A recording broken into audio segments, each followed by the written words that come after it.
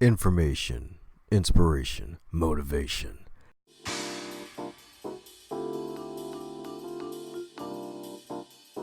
You are now listening to the Going North podcast, where you're going to get all three of those things and more. I'm your host, author, speaker, and book enthusiast, Dom Brightman. And every week, we're going to be hearing from an author who's going to share their expertise to help you charge forward in life. Now let's get on with the show.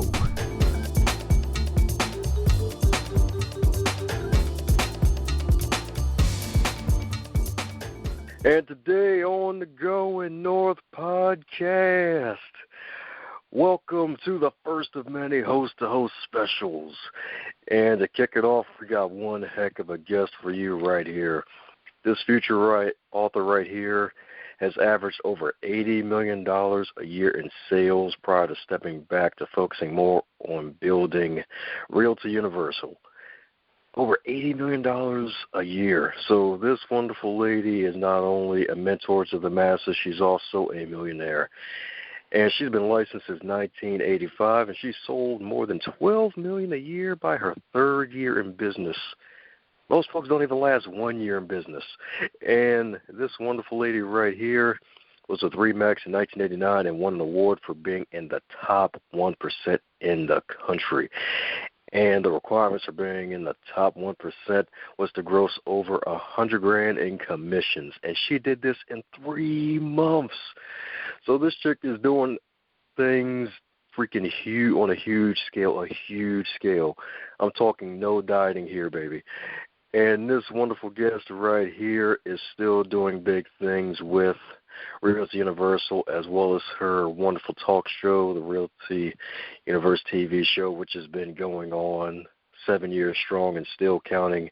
And she's also a local businesswoman. So when it comes to a real estate powerhouse, you have to look no further than this wonderful guest, the one, the only, Nathalie Mullinix. How are you today, ma'am? Hey there, Dominique. Thank you so much for having me on. I really appreciate it. That was, I'm looking at in the past, way in the past. No, I'm just kidding. This is going to be fun. I love what you're doing. I love what you're doing with Going North. Oh, yeah. This podcast is the key to talking to great folks like yourself. And they. So, mind telling us a bit about yourself and filling in the gaps where I may have missed the things? I'm pretty sure I missed a lot of things. You know, it's so funny you say that because it's funny. I've got into real estate over 33 years ago, and so much has changed with the internet, with the way we do business, technology, social networking. It's just a completely different world now. So I'm really passionate about serving and creating new things. We were getting into offering real estate menu systems way ahead of time. We were more pioneers in our industry, and it's funny to watch the last 20 years and how things have changed so much and gone full speed. So as far as me personally, I've just, my passion's always been people and serving. And right now, it's interesting to be able to get into be in the real estate industry, but still be into more of the people business and serving business. You know, it's now more acceptable to cross the lines, and get into spiritual and real estate and everything, and just be who you are. I think that's what I love about life nowadays. We can be who we are and shine more, rather than in the old days where you had to just be so stiff and politically correct, should I say? Although I think we need to be a little bit more politically correct these days. We're getting a little off. Not me, but a lot of people are getting off there. So as far as talking about me, I don't really like to talk about me that way. I've been in the industry a long time. I have a son, beautiful son, who's in his late 30s already, because I had him when I was a baby. I'm living my passion, really building Realty Universal membership network, and that's my baby now, too, besides my baby. So I travel, and I'm building it virtually, which is so much fun. So the Internet has given me the ability to do that. I live on purpose. I'm just really passionate about trying to make the world a better place, so I love to get involved in other things that are not just real estate. We had a scientist on our show last week. They're working on saving our planet, and it's called SaharaDesertProject.org. They're actually working. One was in Morocco, two in India, and another one in New Orleans, and they're working on literally helping with our CO2 problem. So I'm just very focused on building our membership, but I just love living life to the fullest.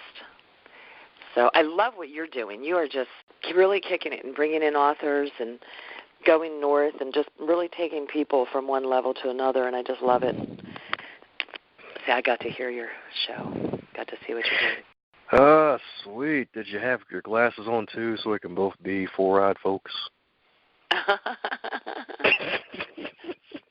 funny. So what do you think about what's going on now with it? It's so funny with the technology and being able to just put shows up and what we do right now and social networking. It's just I don't know how the younger ones are going to handle it because it's just kind of all over the place these days. What do you think about that? You're being a librarian and doing what you do. You get to see the kids and the school age, and you get to see people going through college, and you just get to see all different ages exploring their passion. What do you think? What do you think technology is doing to all of us? Well, technology, at the end of the day, it's really doing a lot of things, but it's really bringing us all closer together, to be honest, because even though when it comes to one-on-one with the family and close family and all the other good stuff, it may be driving some of them apart. But when it comes to connecting with folks, like, hey, if you can connect with someone in India right now, you can connect with someone in Japan right now, it's just really just making it a lot easier to connect with others and to see how human people really are, because nowadays, especially with social media, some folks like to go a little too far off and they post a little too much of their personal life, and you find out it's like, oh, this person's a little crazy, so let me not follow this person anymore. And it's like, oh, they're human too. Right. So it's like, yeah, that's probably the biggest thing I see with the technology, really. Yeah, I love it because I couldn't do what I do if it wasn't for the internet. And it's funny, I look at some of the things I said back in '94 about we'll be so far ahead and we're going to do this and this and this, and I'm like, wow. It was like looking into the future without seeing the future and then being correct. It was neat. But I guess, yeah, so I think with everything we need some moderation, right? Because, like, people call you, can we do a meeting, I emailed, and it's like when you get 1,000 emails a day, you have to say, wait a minute, we've got to find a better way other than you have staff to take care of things. And it's just, I talked to the trademark office today because we have Real Universal's trademarked, we have real estate menu systems, et cetera, and you have to keep up on everything these days and make sure you double check.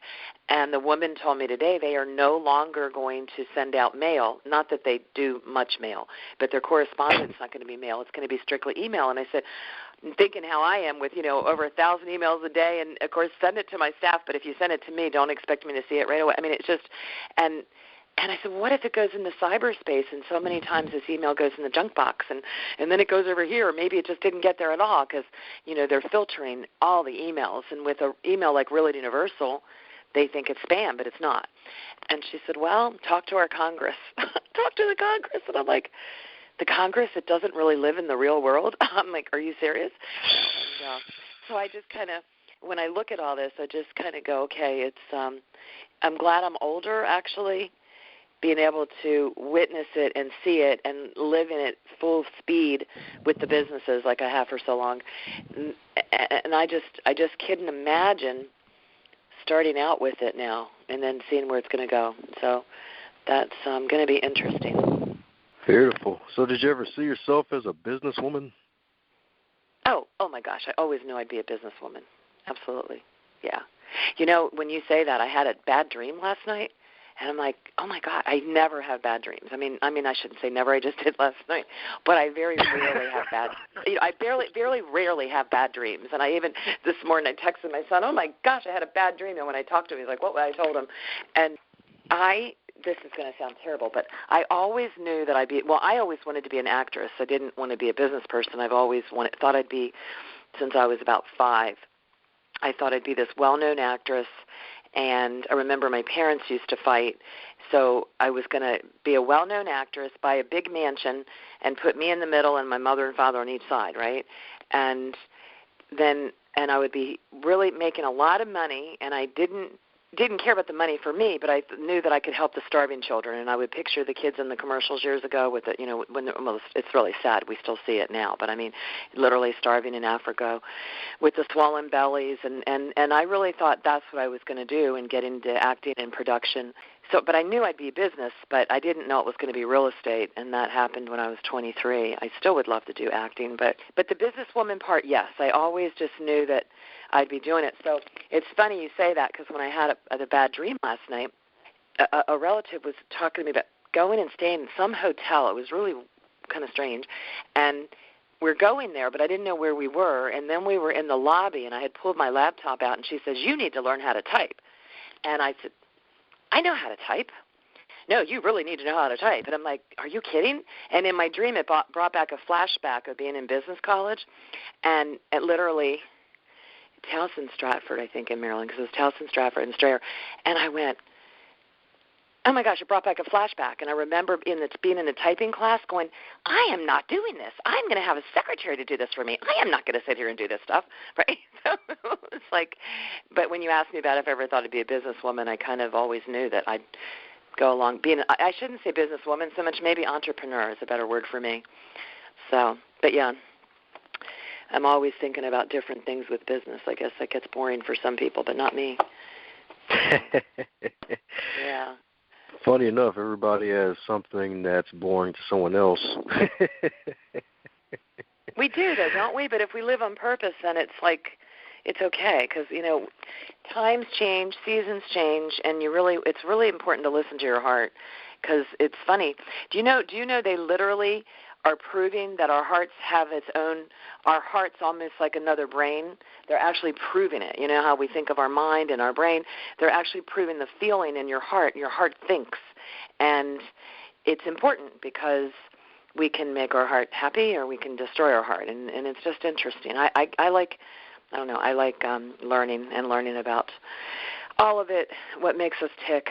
And, so if you listen to your gut and your heart, it's important, because many times people are in miserable situations, and that's a first sign when it's like, oh, I feel terrible, and it's miserable. That's a sign that you're just not in the right situation. You know, that something needs to change. So listen to your heart and your gut. So I'm guessing listen to your hut. You listen to who? Listen to your hut, your heart, and your gut. Your hut. You're called your hut heart, huh?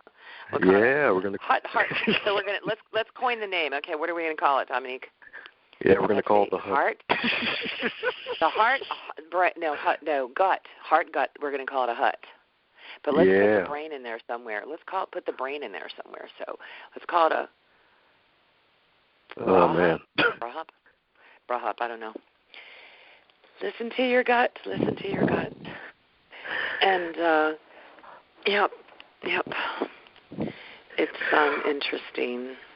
But it's you know what's funny though? There's so many different facets to what everybody does. And when it comes to business, when you mention if you ever think you'd be a businesswoman, when you think about it, we all have to run a business, whether you're running your home or you're you're working somewhere and you're running your bills, and you know everybody has to take care of business, right?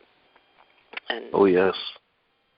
I know you mentioned, because you're always on the show about authors, and I've written so many workshops, books, like kits that we use, rather than my own books that I've put out there, and I need to do that but I've written, you know how you write and you say you're an author, but for different workshops, kits, things that you use in the business, products, things like that. And it's interesting because when somebody publishes a book to be out there, it's taken a lot differently nowadays. So. Yeah, it's true with everything, making it a lot easier to break in and get your own product out there. And you got 7 in the wings, so mind filling in some folks on what one of them might be about? Well, I used to, I think I will. Well, I used to years ago. Because of course, being a woman and you have to go in and fight, not fight, but you have to be a little bit tougher, but then still be feminine and be yourself. Because I've been doing this for over 33 years, so it's. I used to be. I was going to write a book called "Never Let Them See You Sweat." For women only, and then in parentheses say only kidding, right? That men can read it too. Men can read it too. But, I don't know. That's just one of them out there. But one that I'm really passionate about is called It's Time to Heal. And, switching over to real estate, we've got real estate menu systems that has to be finished. Real estate, we have guides and things like that, and I do have kits out already. But It's Time to Heal is something that I'm very passionate about, and I'm not sure if it should be a book first that is a co-author book. You know how you see many, many speakers. I know Mark Victor Hanton used to do it a lot, and other people, where they co-author a book, and so you'll have a book, but everybody puts their own chapters into the book. It's Time to Heal. I can visualize people putting their own stories into the book to help each other, and then us have blogs with it.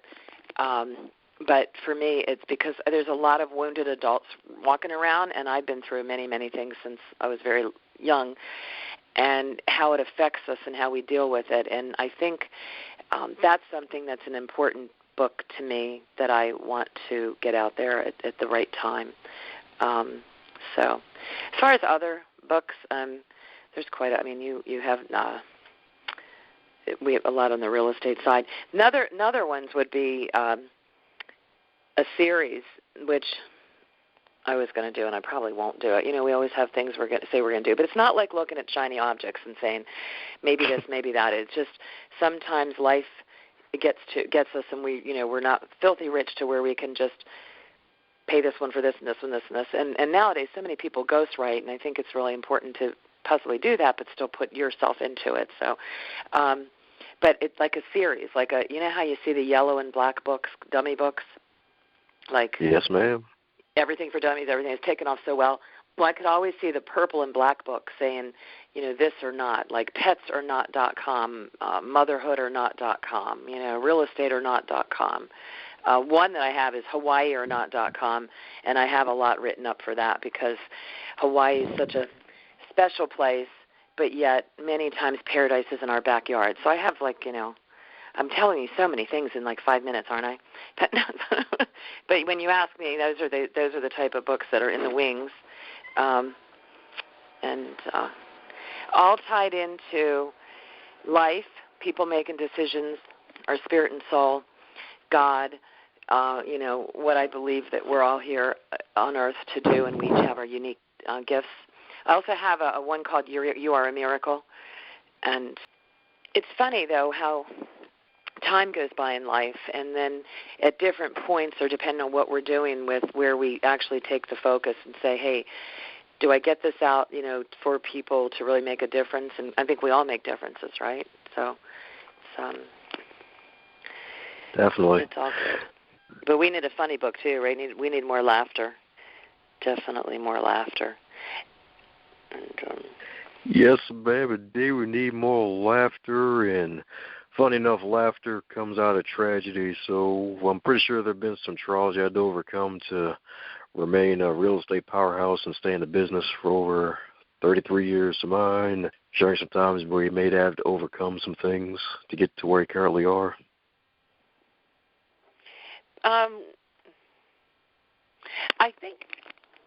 I think everybody needs to be able to deal with rejection if you're in sales.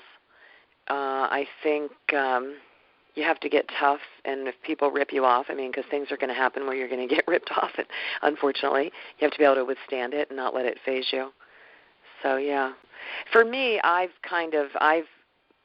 built a business, and then I go, and I've been in Hawaii, and then I come back. So for me, it's a little different because I've given up a lot at different times because it wasn't so much that the money was important. It was more important for me to follow my heart and intuition. And sometimes when you're doing that, other people don't like it. So, and I think you have to get used to people being jealous because I don't get jealous. I don't believe in jealousy. I really, truly don't. But I've had the backlash from that before. So I think it really, for people listening, it's important to honor yourself, take time for yourself, meditate, pray, get into a daily routine that's going to keep you focused and solid.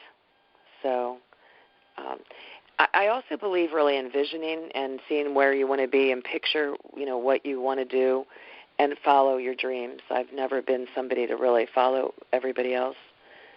So as far as hardships and trials and tribulations, I think we do. That's part of life, right?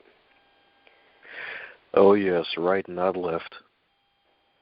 Sometimes you got to fight back. It's kind of like, I think when we're younger, we'll probably fight back more than when we're older. There's a thing about age that comes, I don't know if it comes, there's the wisdom, and then also, I'm too tired to fool with that. Let them go do whatever they want to do. And when you're young, you've got that fight in you. You've got that willpower, and you're like, no, I'm going to fight on principle no matter what. And so I've been there, done that. Yeah, and the one thing I've learned though, Becca, is nobody has the exact right answer. You really, it's fine to ask people's opinion, but you really need to listen to your own heart and pray about it, and then when you find peace, when you have peace, you're going to know. So yeah, so I don't, for me, I didn't think I'd stay in real estate so long because I'm much more spiritual. Sometimes real estate's so secular. I'm like, oh my gosh, this is like not fun, right? And then it's like, this is not fun, but then it is fun because it's, for me, it's turned out that real estate's become the vehicle, and it's put me in touch with so many people all over the world that I probably would not have happened if I didn't get into it and beat to my own path. I've always we were really ahead in the 90s with the internet and our menu systems, and pulled back a lot in Hawaii to build Hawaii, and that I don't regret it, but sometimes I think I have to believe that things happen when they're supposed to happen, but I definitely zigzagged some. But I think for me, I've always lived life on my terms, and that's a good feeling. So I'm not going to say I wish I could have, would have, whatever, and that's a good thing to do.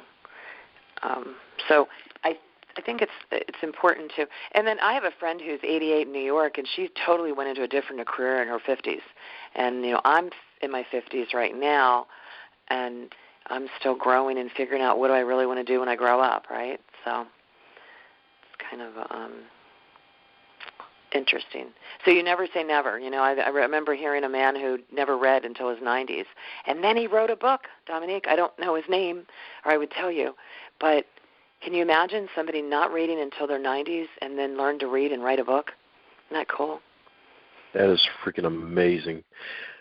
It just shows you never give up. You can do whatever you want when you want, eventually, Yeah, it is amazing. It is amazing. Well, no, but I'm saying it is amazing because we have to, one of the things I could say, about me is don't let other people tell you can't do stuff. Don't say, well, you're not going to be good at this. If someone says to you, if you really want to do something and there's people saying you're not going to be good at that, don't do that. Why don't you do this one? Just ignore them. Just totally ignore them, If you know in your heart you want to do something and you have the negative people and the naysayers, just totally ignore them. Don't go there. It's not worth it. What they say? Oprah Winfrey got fired from her first television job. I didn't, and Albert Einstein didn't read till he was 8. And what about? I don't watch the scary stuff because I'm just like I don't want to have a bad dream. But I don't want. But what's his name? Steven Spielberg, right? He got turned down by a bunch of different, to do his productions. He was turned down. He didn't quit. So, when you have people out there and they're negative and which one, just shut them off. Okay, thank you. Thanks for your opinion. Got to go. Just ignore them. We're not really talking about writing books, are we? No, we are kind of, though, at the 90-some-year-old. And it's like a book on life. Yeah. Now, the best book I've ever read is the Bible. To me, that's the best book. So. Oh, yeah, the one book that contains 66 plus others. Yes, sir. Yes, sir. And the longest one is Jeremiah, right in the middle. It's like, yeah, it's amazing. It's amazing how the Bible just, when you really get into it. It really covers so much about life and the connection we have with our spirit and soul. That's just so cool. It's so cool. But so I think we all have a book in us, don't we, or more than one book. And then I don't think we realize, because I was thinking, hey, I've written quite a lot, but it's in different capacities, for trainings and things and kids. So. Oh, yes, and you're actually a John Maxwell Team certified member, right? Yep. I'm certified with John Maxwell and also Mary Morrissey, the Dream Builder. Yes, sir. Did I tell you that about John Maxwell? I'm thinking, okay, yeah. No, John Maxwell's fantastic. He is his foundation is amazing. He's been a minister for 50-some years, I think, at least. Yeah, very long time. Man, he's amazing. He is very much amazing. He's just sweet. And how has that benefited you when it comes to training others? Because I'm pretty sure you're training a lot of people every year. With the John Maxwell team?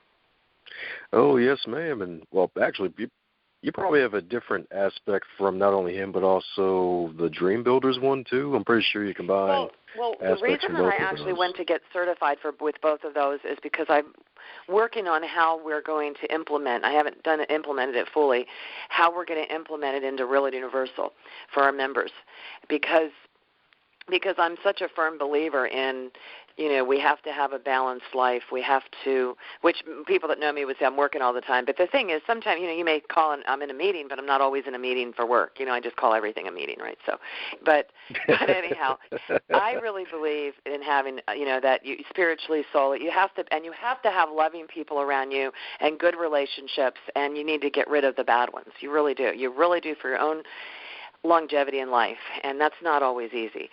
So with our Real Universal membership, we have a certification, and then we have trainings, and we teach people, agents and brokers, how to implement the real estate menu systems into their business so they don't give away the store, have their own time, and make it work. Well, because I believe that, we're spirits and we need to take care of our bodies and our health and our heart and our soul, I knew that I wanted to be able to implement these other systems without me trying to reinvent the wheel, right? And without me and our groups trying to come up with how to implement it education-wise. So that's why I went through the John Maxwell certification, because anything I do and teach, anything I'm going to go in, I make sure I've done it too. I really believe that we can explain things, teach things much better when we've actually done it, and then learn through it. So that's the reason that I've the networks are fantastic, but that's the main reason that I went in to do it. And when it comes to Mary Morrissey, she is amazing. This woman has been teaching and training people for over 40-some years. She is the real deal. She is just such an incredible, beautiful spirit soul. She has such an impact on people's lives. Now, when I went through the Dream Builder certification and all the programs and different meditations and different trainings that she has, I just said, oh, wow, I had no idea how this would be affecting my life, because the Dream Builder really, really goes on listening to your heart and, visualizing and dreaming and what do you want to do. And it was interesting when I started going through that, I said, oh, I've been doing that my whole life, but I wasn't doing it as focused as they teach you how to do it, if that makes sense, right? It's like, oh, yeah, I knew I wanted to live here, and then next what, I lived there, and then I wanted to buy this, and I did this,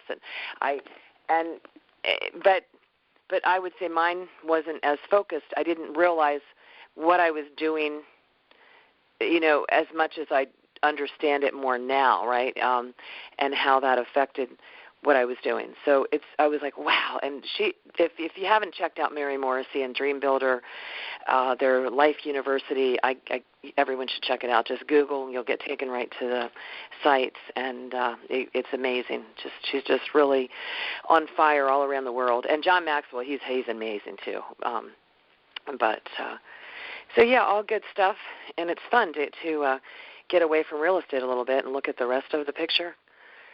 But real estate, I can't say. I meet so many interesting people that I would have never known in my life if it wasn't for the real estate, and I just thank God for that, because it's fun to meet people from all over the world and deal with the different cultures And, yeah. What do I say?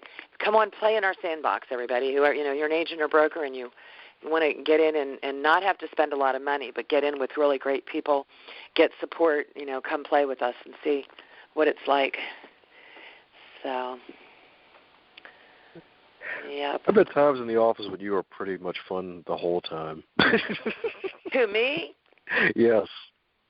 Do you really think so? I think I seem boring to me, but, not boring, but just, but, yeah. But the best parts are the fun parts, right? Where people can goof off. It is. It can't always be so stiff, right? That's right. Say stiff for the Rockets, right? Say stiff for the Rockets. I don't know. We won't go there. Oh, my gosh. We got like the no, life is good, But what I mentioned before is get the negative people out of your life. I'm not saying. I mean, people can't always do that. Some people are married to negative people, or they have negative people in their family. But when stuff's toxic, got to take care of you.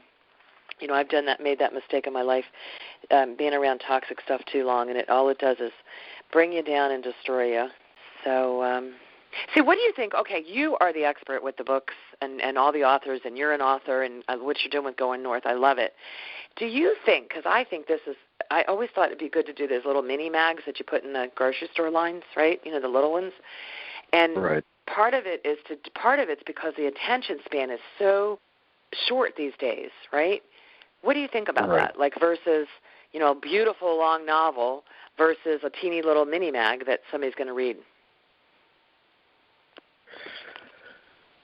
Well, I mean, it can be done because, a lot of folks are doing that nowadays where you're just getting short books out there. Heck, even Seth Godin, one of the freaking biggest, right? huge. Yeah, he's like huge.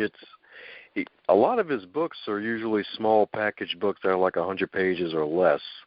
Really? I think maybe probably only two of his books I can remember that are probably bigger than his newer books. So, there's probably the Bootstrapper's Bible and Linchpin. Those are probably the only ones that are past 200 pages. But most of his books are 200 pages and below. So that's actually a good strategy because there's so many people putting so many things out there nowadays. It can be good to get that to release a series of books, a series of small books, so that way you'll have multiple ways to get people, not to mention they can see it as a way to not only get the information quickly, and if they're into having their own huge personal library, they'll get to save some shelf space too. It's kind of like when you think about, like with Netflix, right, how they're doing the series shows, the shows and the movies, and people have to watch it. Like, I won't get into doing that because I don't want to be tied to the TV that long, but they're watching I think what I heard, though, is that you can actually sit and watch them all in one day if you want, where you see, like, the series and their little series, and then they link into the other. So that's kind of neat. But I love the idea of the little ones just because the attention span's so much shorter. And there's nothing like a great book. I'm usually reading a few at the same time. But now we have such information overload. For like Seth Godin, for example, or like Brendan Burchard, do they basically build their libraries and their motivational products, and then their motivational speakers as well, and then that just all ties in together? Are you seeing that constantly? Yeah, it's kind of a thing now. Some folks, they may build their base of followers through maybe podcasting or like vlogs, and some folks may write a book and actually sell it and take off. But most folks, they usually build up some kind of way to actually maybe base something off their book. I know Brendan Burchard, he usually gets a lot of attention with his books in the beginning so he can get New York Times bestseller status, and then after it hits that status for the book, he'll give away the book for free and you have to pay shipping and handling, and then you'll get access to one of his courses, because I know he did that with the Motivation Manifesto, where you just basically pay for shipping and handling because he already got the moniker New York Times bestselling author, and then it directs you to his programs, which generates more income for him and all the other good stuff. So It's really kind of goes back to the systems. It's kind of a system thing. It's where you I totally believe in systems. I mean, we teach the real estate menu systems, and, the people get if they want to buy into it, they can get the templates and the scripts and the, how do you automate and do all these other things and take it to another level if they want different levels of products. And, but I think it's neat when you get, because I'm definitely more of a motivational speaker, I think, when I'm speaking, there's always a point behind it or bringing people up, and I think it's just interesting when you look at the empire you can build around that. And I've never been the type of person that wanted to build something just around me, because it shouldn't just be around me. But it's interesting when you see how a lot of leaders end up having so much built around them, even though there's a following, if that makes sense. And I'm not sure that anybody does that on purpose, but it seems to be what happens. So, like Oprah Winfrey. I mean, she kind of, is the person, but then she has all these people working with her. Yeah, it's true. I guess that's why they call it the O Network, right? It's not Oprah, it's the O Network. Yeah, can you imagine? Her name worked out beautifully, though, didn't it? The Oprah Winfrey Network, OPW, like, okay. I think that was meant to be. Makes you go, oh. Oh. That was meant to be. It was definitely it's all good. So, but life is fun, and it's a journey. And I'm pretty sure you picked up a few leadership lessons with training all sorts of folks. So what would you say is probably one of the greatest lessons you learned from your experience in real estate, not only selling but also teaching others your ways of just doing with real estate? I think for me, the biggest thing that I've always done well, and when you do it well, you're teaching, and when you teach, you're learning, right? Because they always say, the best teachers are learning too at the same time. I would have to say, always negotiating is probably my biggest skill, and I'd love to be negotiating out in our government stuff rather than just real estate. But it's making it a win-win and blending and not being so judgmental, so that you can really accept and blend and work with many people. Because when people, and that's been me all the time, I've always gotten along with people from anywhere, all over. And so when you say what have I learned, it's probably something that I've taught for a long time, but I naturally did it because I wasn't judgmental, if that makes sense. So when you say about leadership, I think a true leader is trying to lift everybody else up. A true leader is trying to make it a win-win, although they're not going to be a chameleon. A true leader is not going to just say, oh, I'm going to sit in this room and tell you this because I think you want to hear it, and then I'm going to go to the next room and tell somebody else what they want to hear. I think a true leader really does stand on what they believe in and teach and preach and hopefully be making a difference. So I believe even if somebody in the room's thinking, oh, this person's nuts, like what are they talking about? I think a true leader is really following their gut and their instincts, and they're doing it to serve other people. They're not just doing it for themselves. That's my take on something I've always done, and I don't think it's, not that everybody would agree with me, because we all see ourselves differently than somebody else says, yes. But I'm saying that's what I would think the lessons I've learned is that, hey, I always thought that was really true. And you know what? It is true. When you're younger, you kind of second-guess yourself maybe. And I think that's, so it's definitely, don't be judgmental and see what you can do to help. Because every day you can help somebody. I don't care where you see them, even a smile at the grocery store, even if there's just so many things you can do. And to me, a true leader is for the people, we the people, if that makes sense. They're not just, what's in it for me? What's this about for me? It's not, they're not just me. That's right. Save Mimi for the folks named Mimi, right? Yeah, Mimi can go sing your songs by yourself. I'm just kidding, but.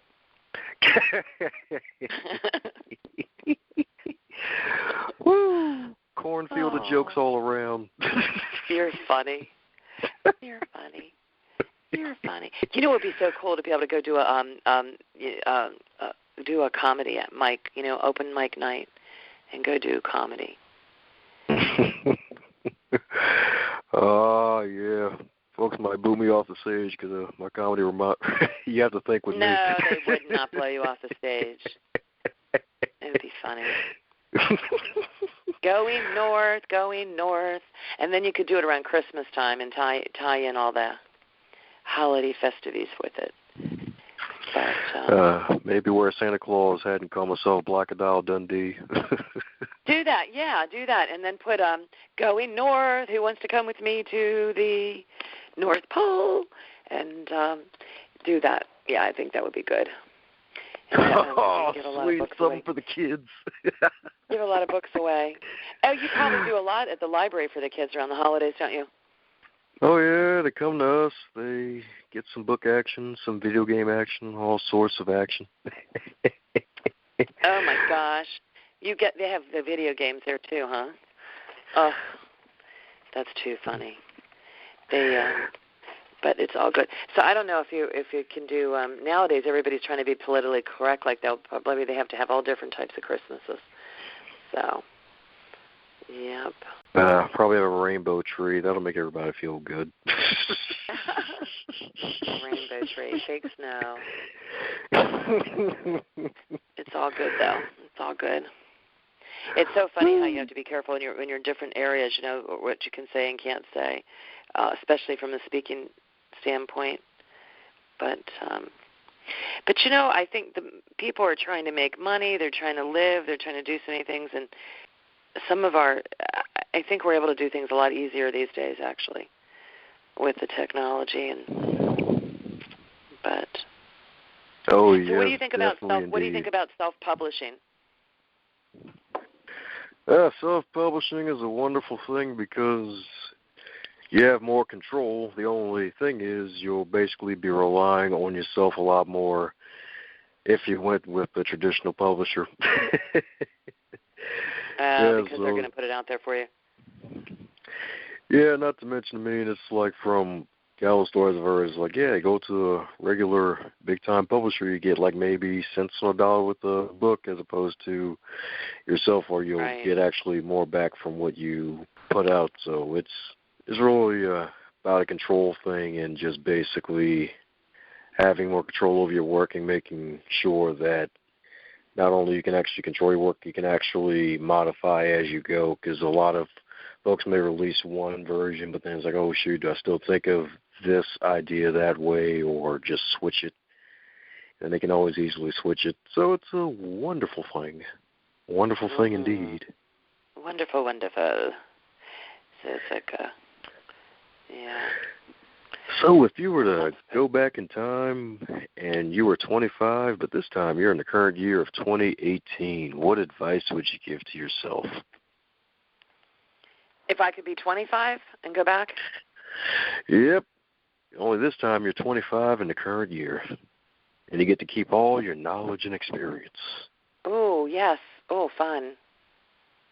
I probably wouldn't have made it as hard on myself. And I think I would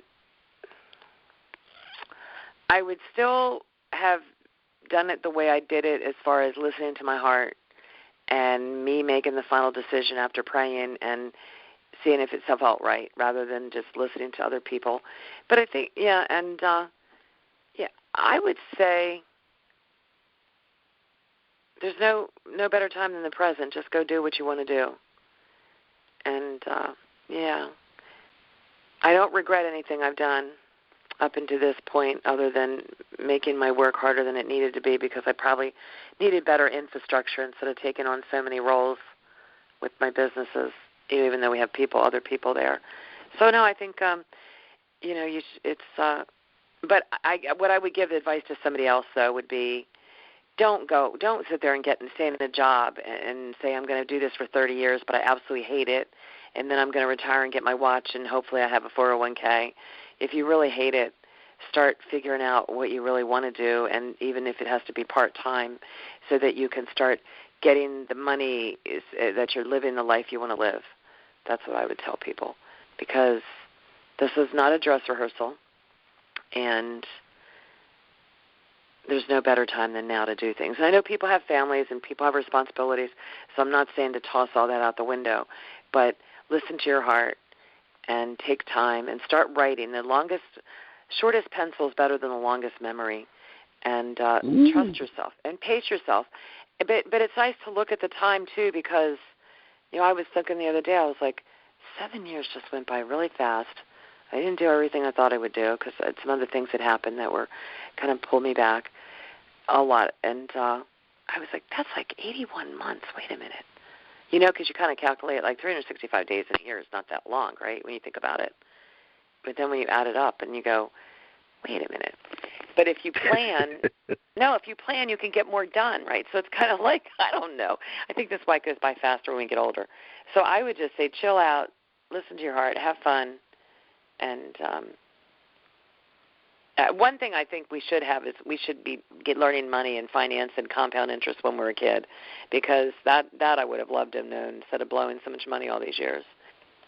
So that would be something I would tell a 25-year-old, though. Go find out about compound interest. Go take out some whole life insurance so that you can borrow from your own self later. I didn't do that. I was totally a believer in, buy term policy and invest the rest, which is good too. But I still think you can now kind of beat the banks a little bit if you learn how to use the whole life, which I didn't do.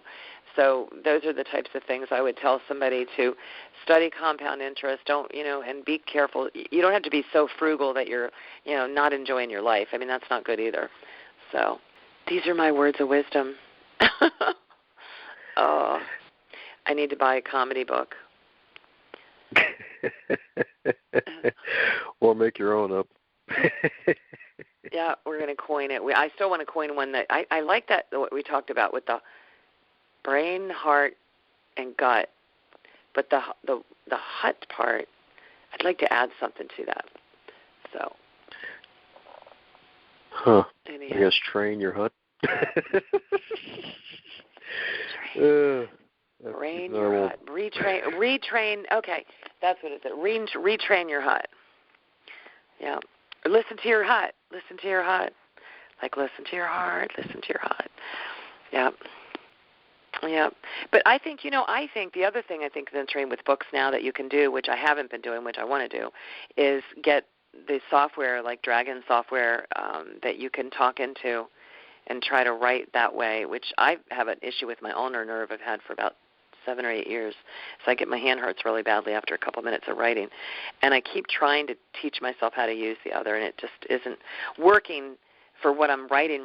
But I think it could work as far as talking into, recording a book and recording your products that way, or like on audio generator. Those types of things. There's so many ways to do this quicker. So what do you think is the best way to write a book? Or what program is best to use, or if somebody really wants to do this? Well, one method that I like that I haven't done myself, it was actually a wonderful lady by the name of Wendy Oliver. She's a loan officer out in the Towson area of Maryland. She, for her book... Oliver? Yeah, Oliver, so Lover, so Elover.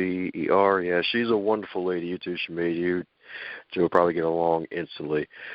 But with her book, she actually used the Google Voice app and then opened up a Google Doc, and she spoke into the Google Voice application and then had the words transfer over to the Google Doc, and then she just edited it that way. And even though Google Voice may not be able to translate it completely correctly, you can still always edit as you go along, because especially since you prefer to speak and writing for too long hurts your hand after a while, that can be a way to save time. Not to mention you can actually repurpose some of your content from your past episodes too for your books. Lots of.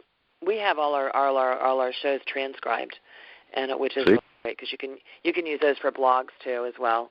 And but the Dragon software people should check into, because Dragon will actually edit it edit everything for you. I just haven't learned how to use it, which I need to do. I just wrote down a note to remind myself.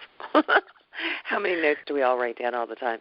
But But the Dragon software literally is voice activated, so it's supposed to learn your inflections in your speech, what you're saying and how you say it. So it picks it up, and then it's supposed to edit and write it everything out. Interesting. Yeah. So. Oh, yes, ma'am, indeed. So for those who want to keep in all sorts of good contact with the wonderful Nathalie, how do we get in touch with you? Oh, the best way probably would be to just go to realtyuniversal.com and fill out the contact us, and then my office will forward it to me. It's probably the best way.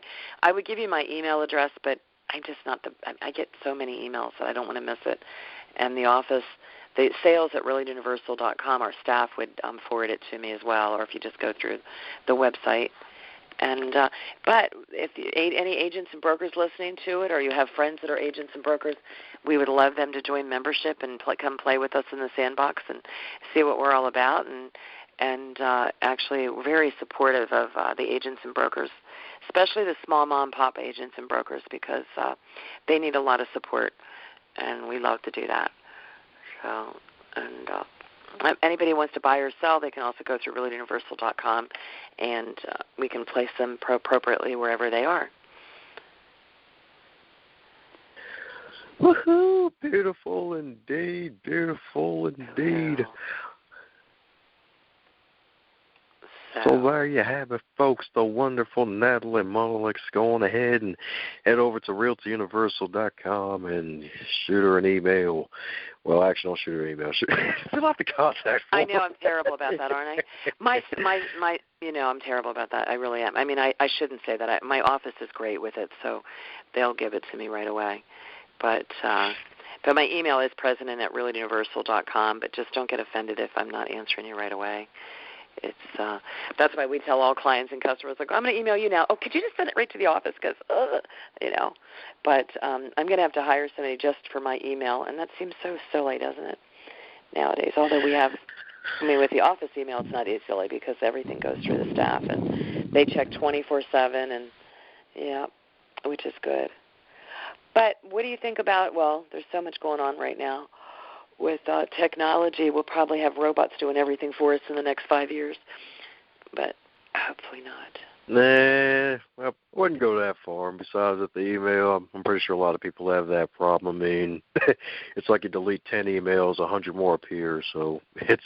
But, there's so much junk email, too. It's just very hard to, get a handle on it. But we do. The office is good about checking all the emails. But that's right. So this has been fun. I really appreciate it. I really appreciate you having me on here. And there's so much information now. It's just, I love it. Woo! And we love the fabulous folks like you on the magical podcast. So any parting words for those listening in their cars or the radios or the homes or possibly spaceships? I guess my parting word would be like Winston Churchill said, never, never quit. Just follow your heart, trust God. And, what they always say is, like, when you're having problems or things are really tough, just sleep on it for 3 nights and then it'll change. And have your faith. That's, to me, I couldn't do what I do if I didn't believe in God and really trust God. I always say, people go, how'd you do this? How'd you do that? I go, it's God, not me. It's God, not me. And I think my other parting word would be gratitude. When you wake up in the morning, list 10 things you're grateful for, and your day will be much brighter. That's Nathalie's 1 Minute with Nathalie. Oh. Woo! Beautiful indeed. You're funny. So thank you, sir. It was a pleasure. Hey there, buddy. Looks like you made it to the end of this episode. Since you made it to the end of this episode, do both of us a favor and stop being greedy. Stop it right now and share this episode with your friends and your fellow podcast lovers, especially those who have book clubs and want to listen to the authors who write some amazing books. Be sure to check out the rest of the backlog too while you're at it and share all those too. And in order to make the rest of your week the best of your week, remember to advance others, to advance yourself.